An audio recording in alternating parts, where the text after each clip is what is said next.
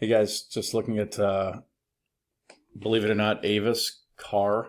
So obviously Avis budget car rental stock. Got a request for this one. Saw a couple people talking about this online, but I hadn't followed it. And this is a weekly. You can see right here. This is a weekly chart. So this is going back years. You see at the bottom of the year. So this is COVID right here. This when this is the March 2020 or around there.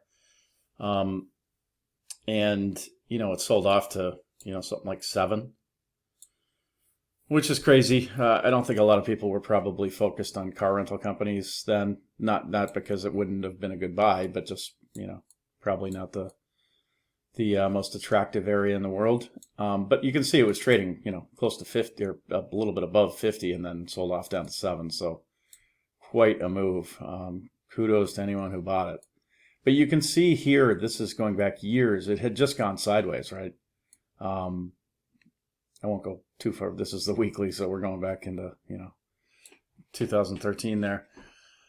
So this, quite honestly, if I was looking at this stock and following it, I probably would have tried a short here because prior to COVID, it had kind of gone in this massive range and wouldn't be crazy to have tried a short here, but in this case it didn't work. But we don't know that at the time. All we know is this type thing. So it would not have. I don't know whether I would have or not, but I don't follow Avis, but that's a reasonable area because of the highs, and it definitely would have been resistance. But not to talk about that really, but this kind of crazy move, because again, this is weekly, right? So this is week after week after week, and now, as of yesterday, it hit 154-ish. And keep in mind, this is coming from 7, but even if you just take prior to COVID, 50-ish, so it's tripled basically, right? Now, is there any way to sort of trade it now? Well, we'll talk about that. I will say, this is a huge breakout, so let's assume you tried a short here, it didn't work, but you see this massive breakout. Well, it's a breakout of years, right? So it is pretty significant here. You could say that for sure. Because once it breaks, this bar right here, I know it's a weekly, but just if you're swing trading, that's breaking out of years of consolidation. So just wanted to point that out. Now, would you expect that? No, of course not, right? You would never, but you could certainly expect, a significant move up after years and years and years. So, just going out to the daily, I'm trying to keep this video as short as possible here. You can see that's the breakout area, and then it came up and kind of gone, somewhat sideways, and then just went crazy here in the last, few weeks. This, though, if you wanted to take a shot, kind of a lotto, roll the dice type trade, which I'm not recommending, it's not financial advice. Got to keep making that disclaimer. But if you wanted to take a kind of a lotto type trade, meaning you're just kind of putting one out there for a potential for some crazy move back down, and it wouldn't be a crazy move back down. God, we've gone from essentially 95 up to 155 in a few weeks. So this type of reaction here, actually, I shouldn't even call it a reaction. It's just because there's probably nothing to react to. But the fact that it's now sold off, from the 154 type thing and the low today.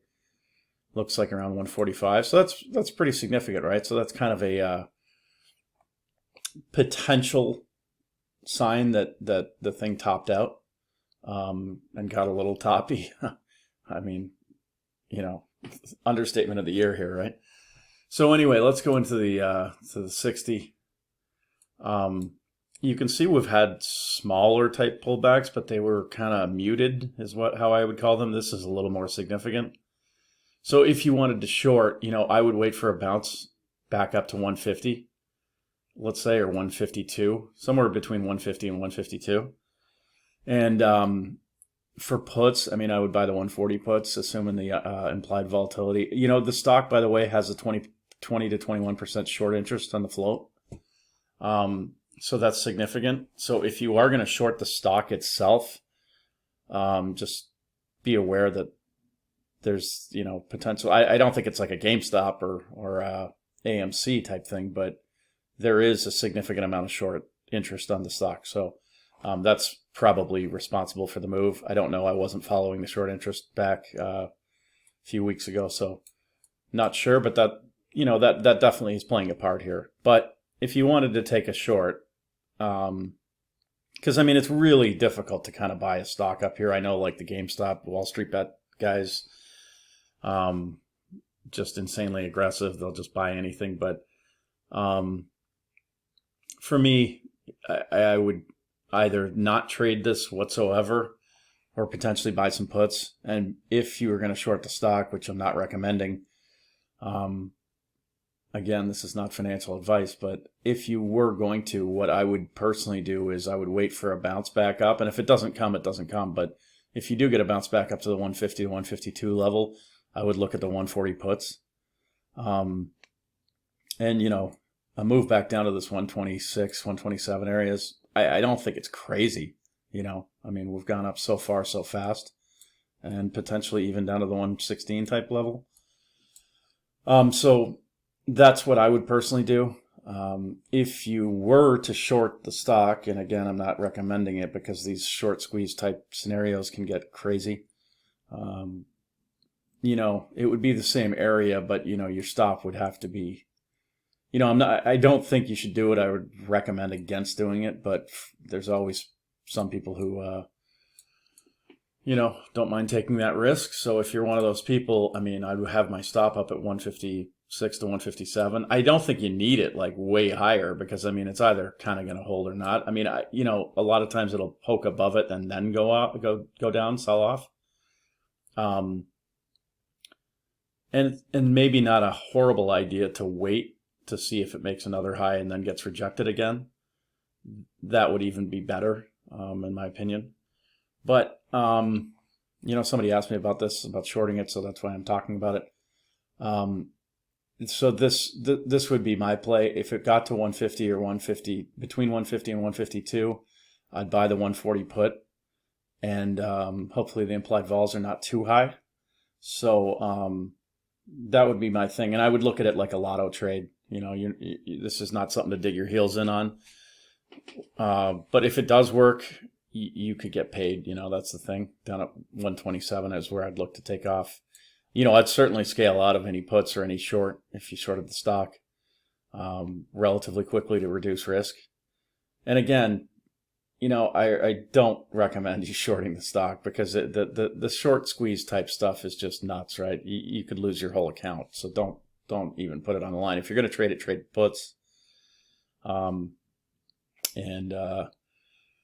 That's my sort of take on it.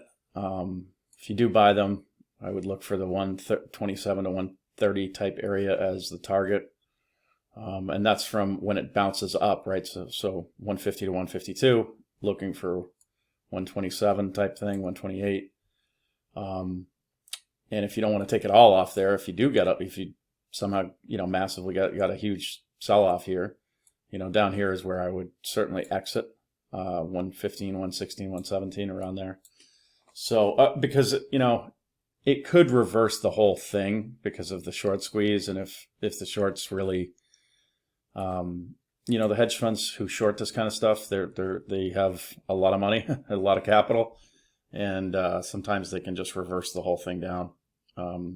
More often than not, that's what they do, and it works.